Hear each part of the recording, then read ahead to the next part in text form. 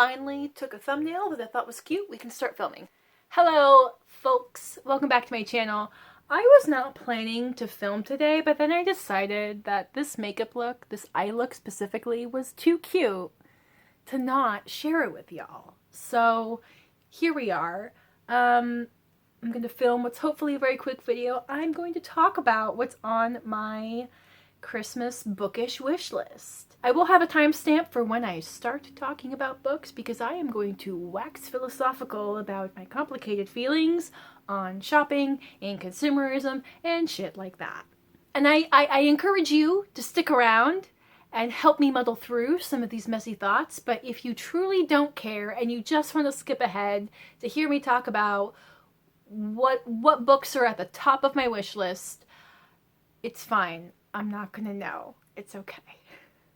But I invite you to come along this thought journey of thinking about gifting intentionally. I will try to keep it short. Famous last words. So if you are at all like me, I both love giving gifts and I'm super stressed out by it. So I am very much in the camp of I don't just want to buy people gifts because I'm supposed to. I want to give people gifts because it is a form, like it is a love language, and while it's not like my main love language for the people in my life who I do give gifts to, it is like an opportunity to take a moment and explore this love language. You know, as I wish we as Americans could fight the cultural consumerism that definitely consumes this time of year, I encourage you to think about giving with intention. I'm going to link a video that Louise Poston just uploaded fairly recently where she, like, it's titled something like Gift Giving, You're Doing It Wrong. And she is someone who gift giving is very much her love language. And while that is a video that does have like specific suggestions for like how do you give people things that they'll actually like, that will actually bring joy or improve the quality of their life, she's also somebody who talks a lot about conscious consumerism, not just buying something to buy something. And in the past, she has talked a lot about how she and her family, when it comes time to exchange gifts, they use this website / app called Wishlister, which is something I have started using. This is not sponsored. It is just something I've been using for a couple of years. I finally gotten my husband to do it, and it's just like an app where you can make a wish list. I think you can make multiple wish lists, maybe. I don't know. I just have the one. And you can put links to things, or you can just write a description. You can add a photo. You know, my partner in the past had like an Amazon wish list and then like a woodworking wish list, and he's kind of started, he still has them, but he now just links them all to the Wishlister link. Especially since we've come into adulthood, it's just gotten really hard to shop for each other as adults, because now we as adults with disposable income, we can buy the things we want for ourselves. So it's like, what do you want? I don't know what kind of gift to give you. Like, you have everything that you want or need, and I don't know what to give you. So Wishlister has been useful. I'm mostly going to talk about the books on there, but the other note that I took was, hey, let's embrace the idea of gift cards. I know I kind of grew up with the idea that like gift cards were kind of tacky because they communicated that like you just didn't know what to get someone. And I'm like, let's challenge that. Let's say, hey, I know that you like makeup, or I know that you like books, or I know that you like camping. So here is a gift card that shows that I kind of know something about your interests, but you know best what you need. And also, like, gift cards could be gift cards to theater tickets, or tickets to the zoo, or, you know, something else experience. Am I at all coherent? I don't know. Like, if you think that I am a rambly, incoherent mess, go watch Louise Poston. She is so eloquent and put together and expresses things so beautifully. So on my Wishlister, you have the ability to add a link, and I link all of my books to bookshop.com. Also not sponsored.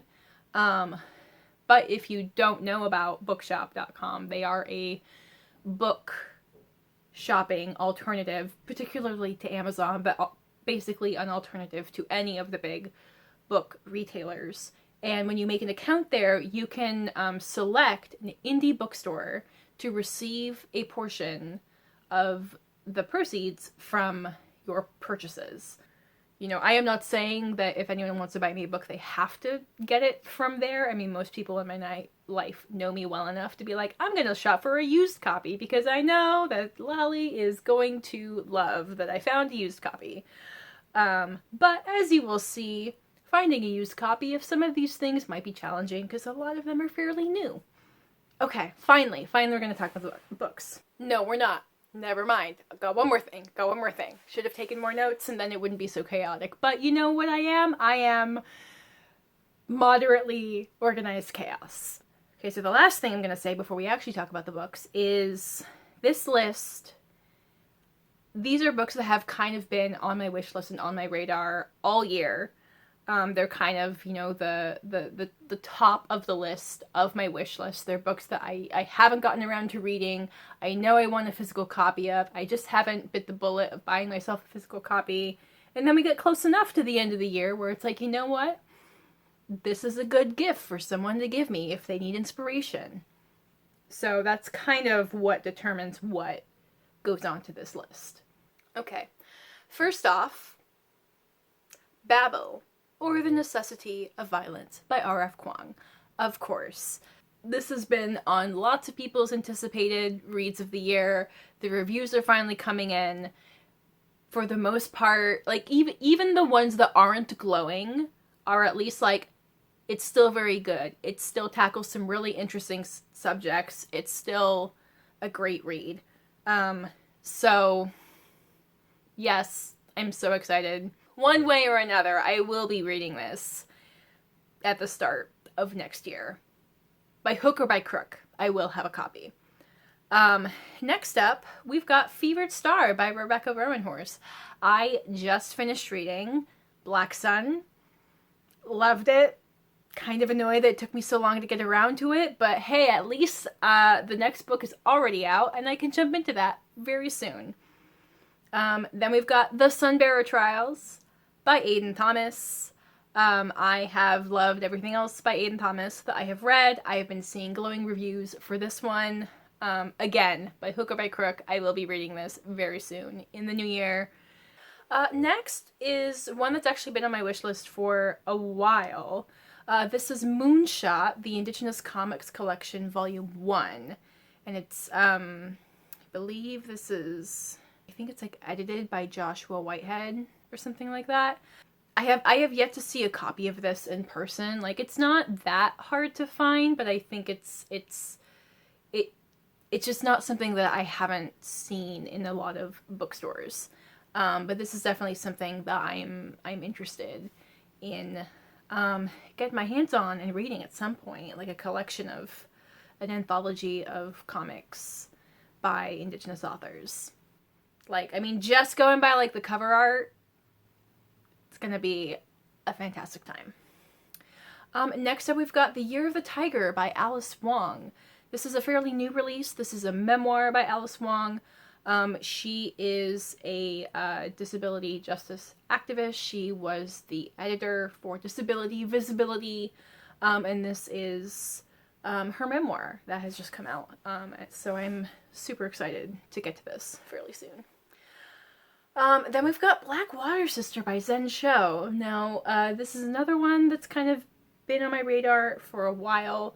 For a minute, I saw a lot of people talking about it and giving rave reviews.